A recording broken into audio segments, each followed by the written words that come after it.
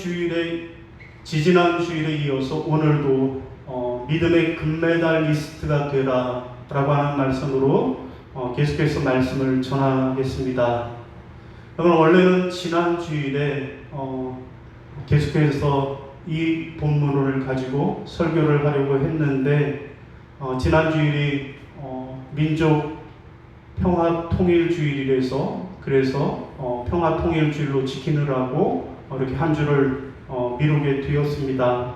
여러분 지난번 설교에서 우리가 믿음의 금메달을 따려면 어떻게 해야 한다라고 말씀을 드렸습니까?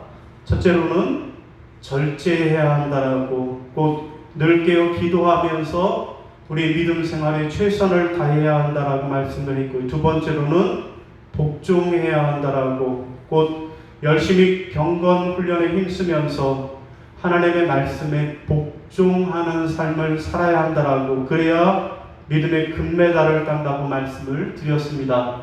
자, 오늘 이어지는 말씀 무슨 말씀입니까?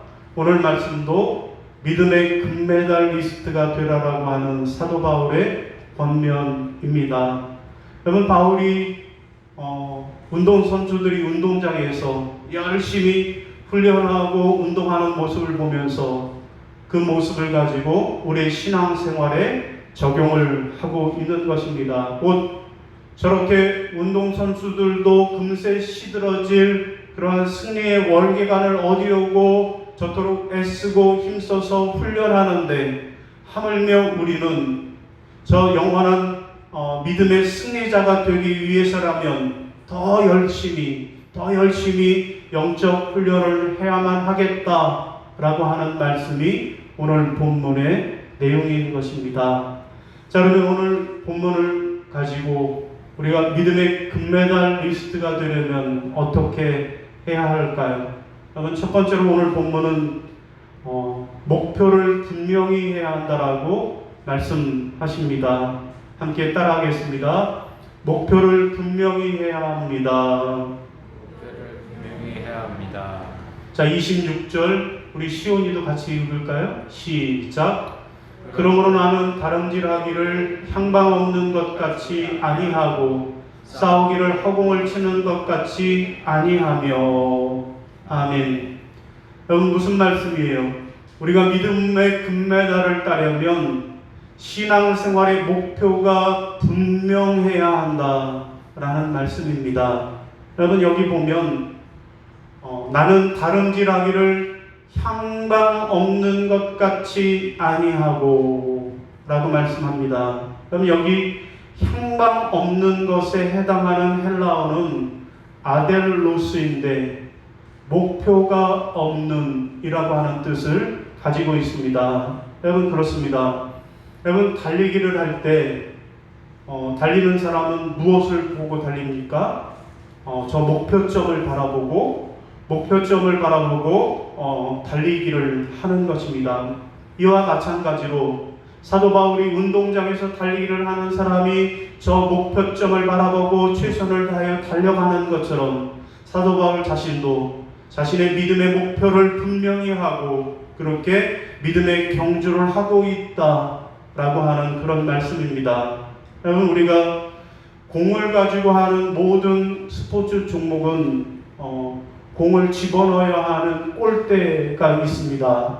여러분, 그 골대에 공을 집어넣어야만 그래야만 승리를 하는 것입니다. 여러분, 특별히 축구는 상대편에 세워져 있는 골대 안에 골을 집어넣어야 그래야 승리하는 게임입니다. 여러분, 그런데 가끔 축구 중계하는 모습을 보면 자기 팀 골대에다가 골을 집어넣는 그런 경우들을 왕왕히 볼 수 있습니다. 여러분, 이런 경우를 뭐라 그래요? 남의 골대에다가 집어넣어야 되는데 자기 팀 골대에다가 골을 집어넣는 걸 뭐라 그래요? 예, 자살골이라고 하는 거예요. 여러분, 왜 그럴까요? 왜 상대편 골대에다가 골을 넣어야 되는데 자기 팀 골대에다가 골을 넣는 그런 일이 생기는 걸까요? 순간적으로 방향을 잃어버리고 목표를 잃어버렸기 때문에 그런 것입니다. 여러분, 우리의 신앙생활의 목표는 그럼 무엇일까요? 우리의 신앙생활의 꼴대는 무엇일까요? 우리는 누구를 향해, 누구를 바라보고 누구를 향하여 달려가야 하는 걸까요? 여러분, 히브리서 12장 2절에 그 정답이 기록되어 있습니다. 같이 읽어볼까요? 시작. 믿음의 주요 또 온전케 하신 이 예수를 바라보자. 아멘. 여러분, 그렇습니다. 우리의 신앙생활의 목표는 누구라고요? 예수라는 것입니다.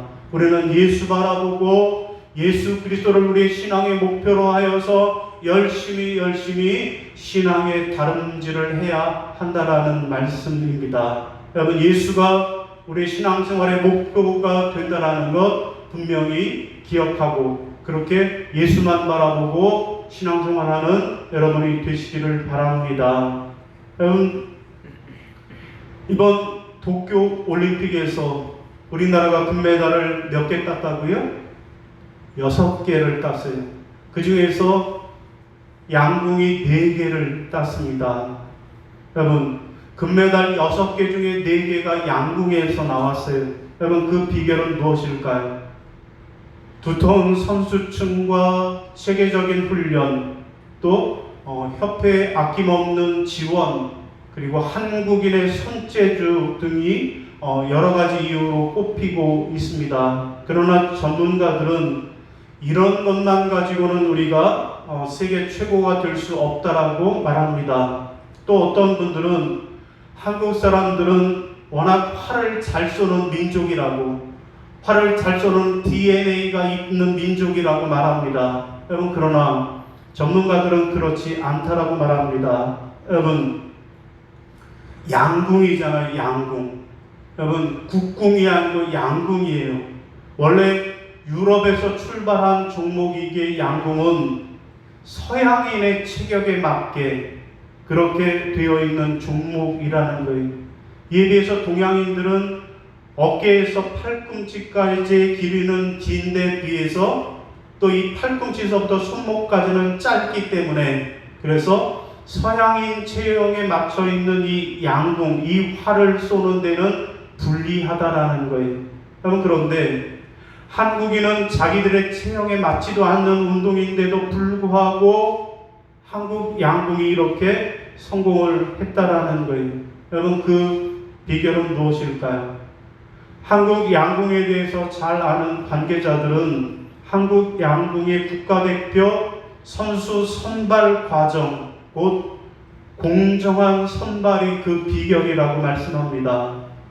그러니까 우리나라는 양궁 국가대표 선수를 뽑을 때 뭘 보고 뽑는가 하면 나이도 보지 않고 학벌도 보지 않는다라는 거예요. 무조건 활만 잘 쏘는 사람, 무조건 활만 잘 쏘는 사람을 공정하게 선발하는 것이 그 비결이라는 것입니다. 그러면 이렇게 유독 공정하게 국가대표를 선발하는 진짜 이유는 무엇일까요?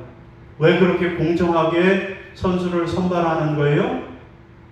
금메달을 따기 위해서입니다. 여러분, 그렇습니다. 한마디로 금메달이라고 하는 목표가 분명했기에, 그래서 공정한 선발을 했고 그랬기에 우리는 금메달을 딸 수 있었던 것입니다. 목표가 분명했기에, 금메달을 따야 된다라고 하는 목표가 분명했기에 이런 결과를 얻을 수 있었다라는 것입니다.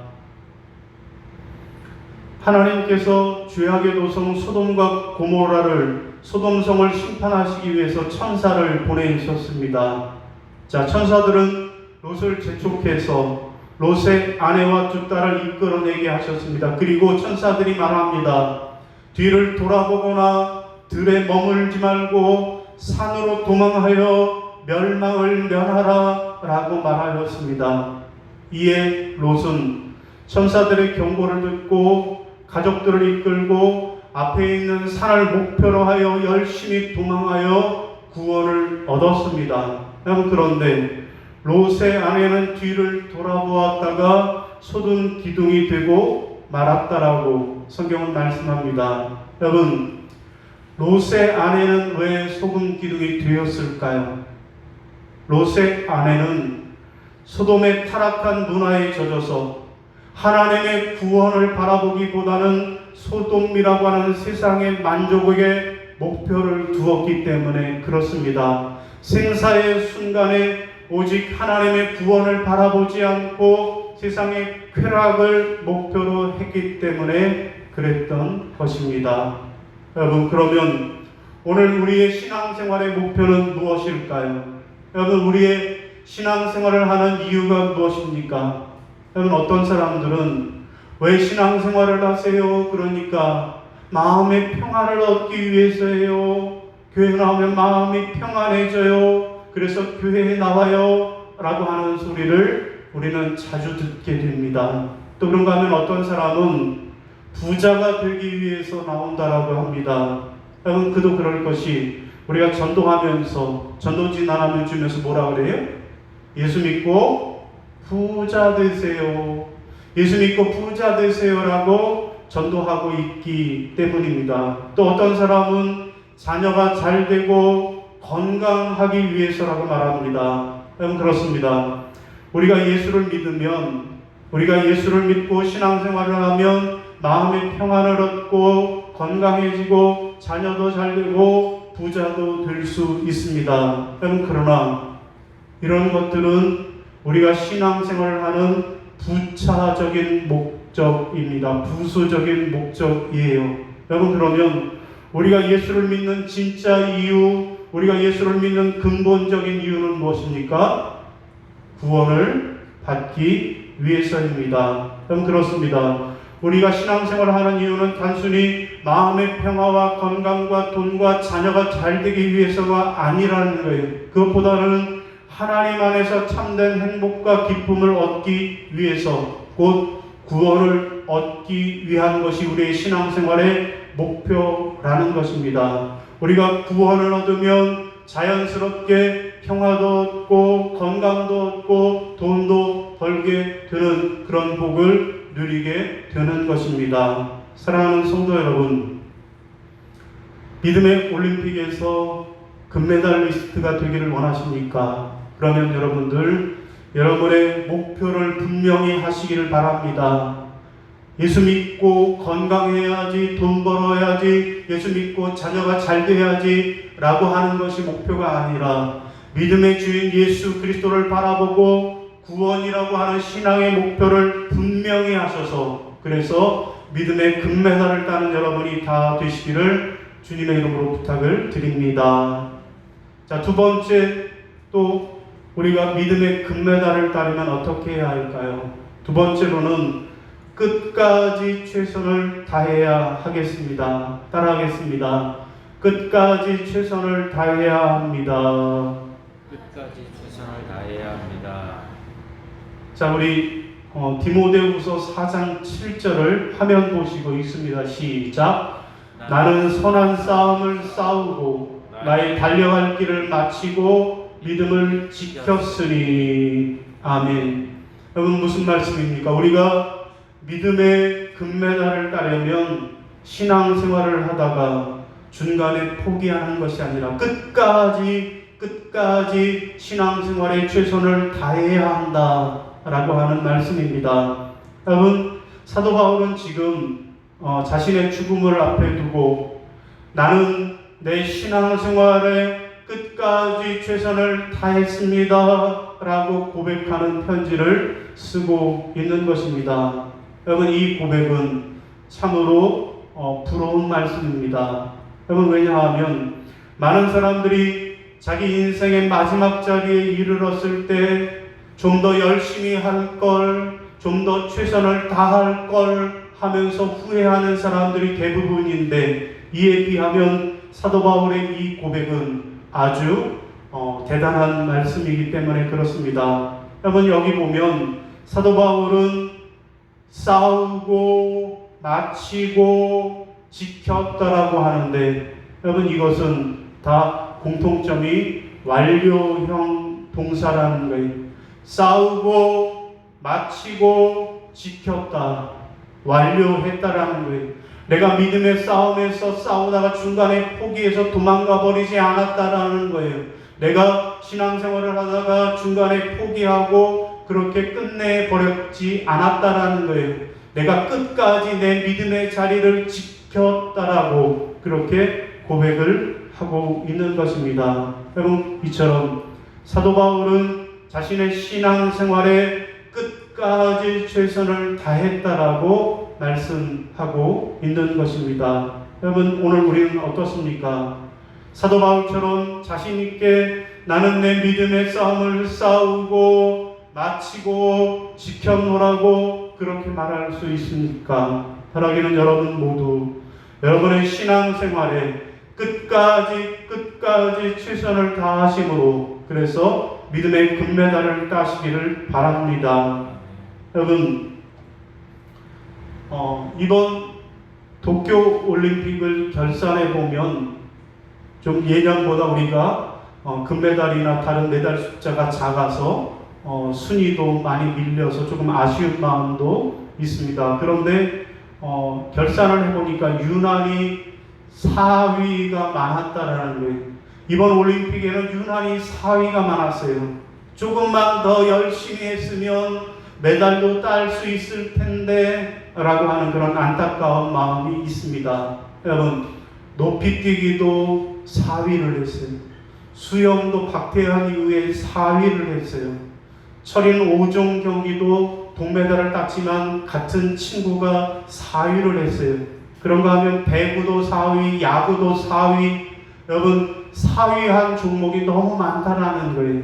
여러분, 그런데 그 중에서 특별히 배구 4위 그리고 야구 4위가 아주 대조적인 모습을 우리에게 보여주었습니다. 여러분, 똑같이 올림픽에서 4위라고 하는 성적을 냈는데 여러분, 배구 선수들은 많은 국민들로부터 열렬한 환영과 축하를 받고 있습니다. 그런데 이에 비해서 똑같은 4위를 했어도 야구는 많은 국민들로부터 비난을 받고 책망을 받고 있는 것이 사실입니다. 여러분, 왜 그럴까요? 그 이유는 무엇일까요? 여러분, 그 이유는 끝까지 최선을 다했느냐 그렇지 않았느냐의 차이입니다.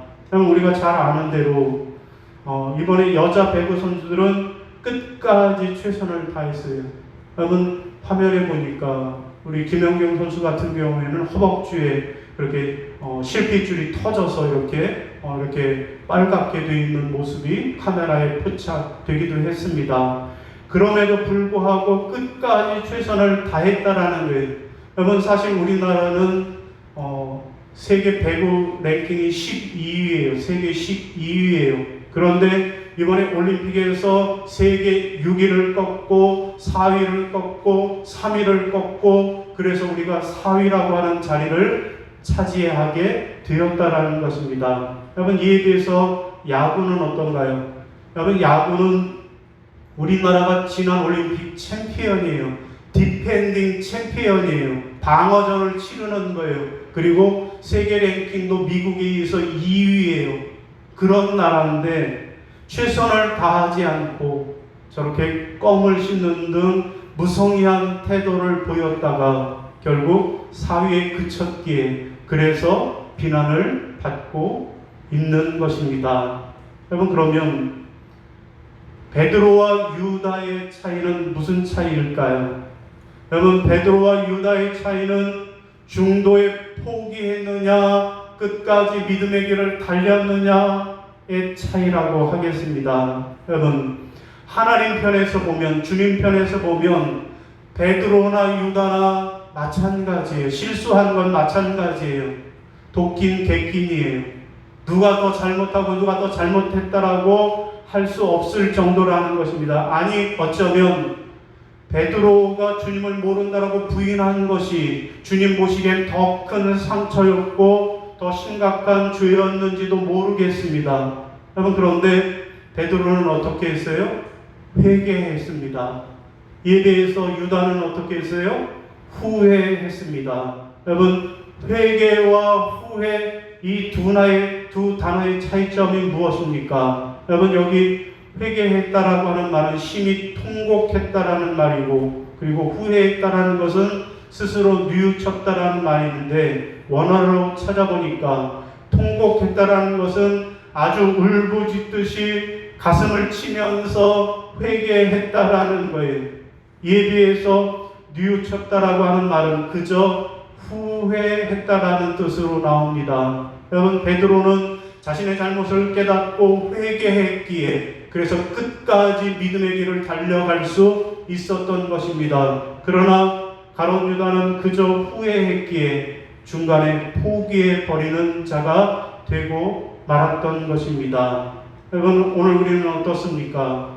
우리는 우리의 신앙생활에 끝까지 최선을 다하고 있습니까? 오늘 우리의 신앙생활의 현재의 모습은 코로나 때문에 현장 예배를 드리는 사람과 이렇게 교회 나와서 현장 예배를 드리는 사람과 그리고 온라인으로 예배를 드리는 사람으로 나누어져 있습니다.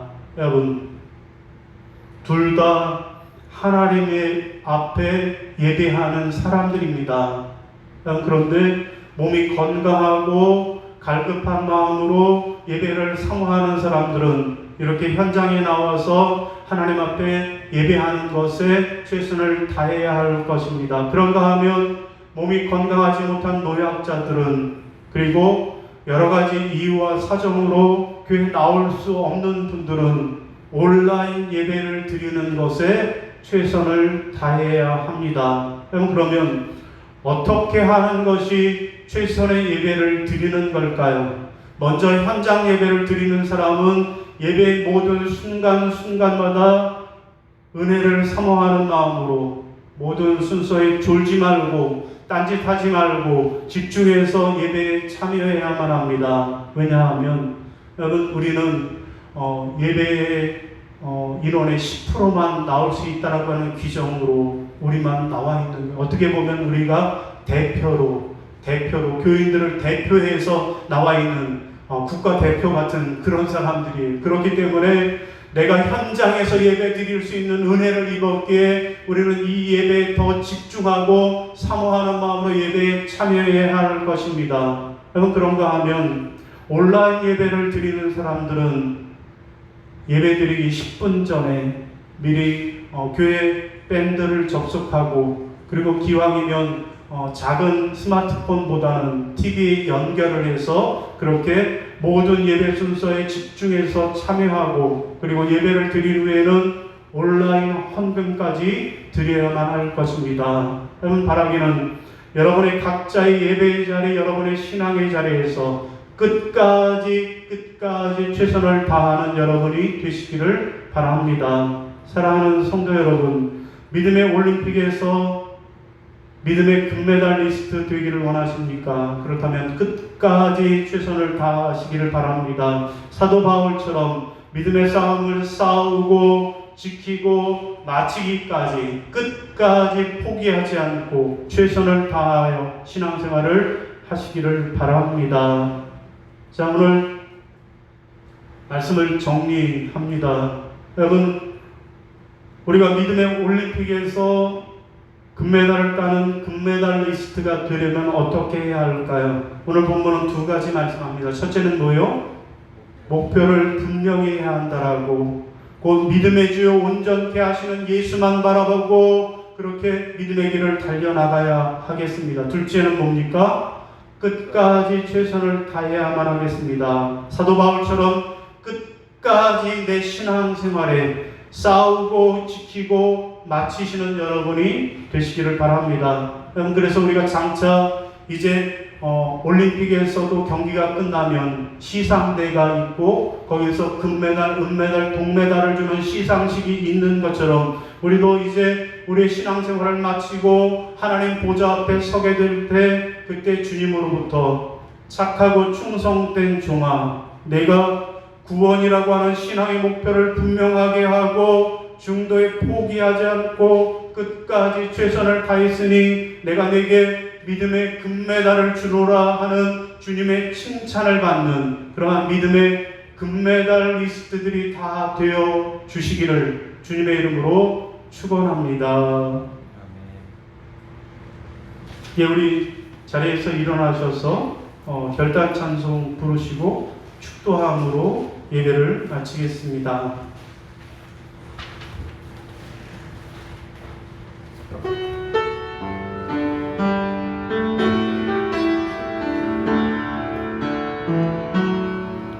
주님 말씀하시며 내가 나가리라. 주님 뜻이 아니면 내가 멈춰서리라.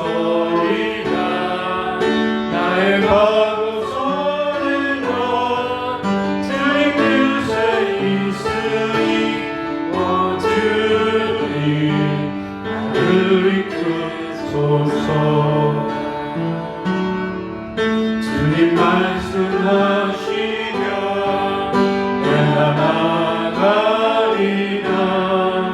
주님 뜻이 아니면 내가 멈춰서리라.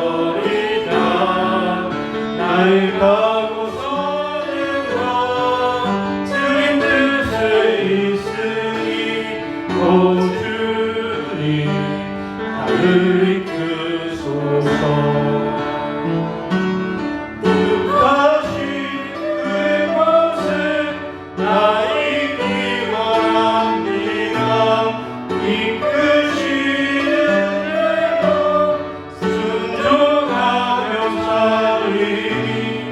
연약한 내 영혼 동하여 일하소서.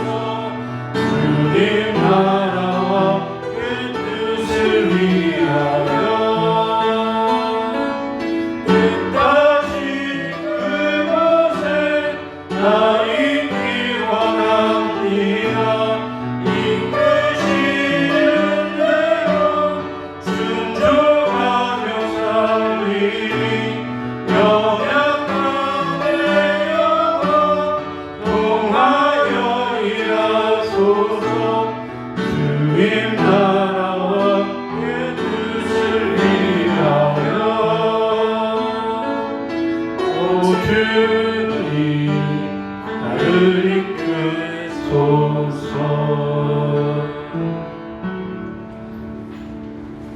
사랑의 하나님 은혜를 감사합니다. 운동장에서 달리기를 하는 사람도 그 목표를 분명히 하고 달리는 것처럼, 또한 금메달을 얻기까지 끝까지 최선을 다하는 것처럼, 오늘 우리도 우리 앞에 당한 믿음의 경주를 경주할 때 믿음의 주요 온전케 하시는 이 예수 그리스도만 바라보고 사도 바울처럼 내가 믿음의 경주를 끝까지 최선을 다했노라고 싸우고 지키고 마쳤노라고 고백함으로 장차 주님 보좌 앞에 섰을 때 착하고 충성된 종아, 내가 믿음의 길에 목표를 분명히 하고 끝까지 최선을 다했으니 내가 내게 믿음의 금메달을 주노라 하는 주님의 칭찬을 받겠노라고 다짐하고 결단하는 모든 성도들 머리 위에 이제는 우리 주 예수 그리스도의 은혜와 아버지 하나님의 지극하신 사랑하심과 성령님의 교통하시는 은총의 역사가 이제부터 영원까지 함께 하시기를 축원하옵나이다. 아멘.